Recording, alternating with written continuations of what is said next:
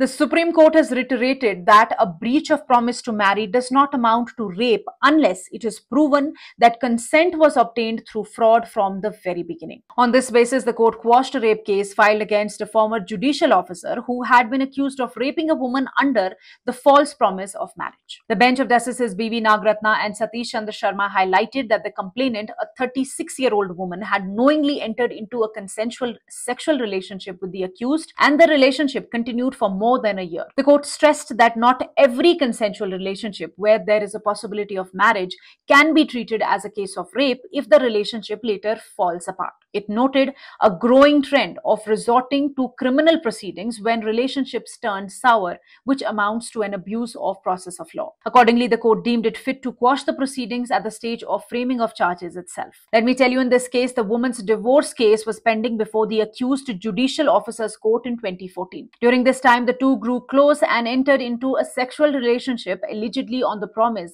that the accused would marry her after the divorce. However, after her divorce was finalized, the accused allegedly cut off all contact, prompting her to file an FIR under Section 376, subsection 2F of IPC, that is rape by deceit and for cheating and criminal intimidation. The rejection of the accused's discharge application by the Sessions Court and the High Court led him to approach the Supreme Court. Setting aside the lower court's findings, Justice Sharma, writing for the bench, observed that the prosecution failed to prove that the accused never intended to marry the complainant when making the promise. The court emphasized that complainant was fully aware that the accused was already married, though separated, when she chose to enter into the relationship, and thus her consent could not be said to have been obtained under a misconception of fact. Even if the complainant's case was accepted at face value, the court held she could not claim that her consent was vitiated. The judgment underlined that a woman knowingly maintaining a prolonged sexual relationship with a person already in a subsisting marriage,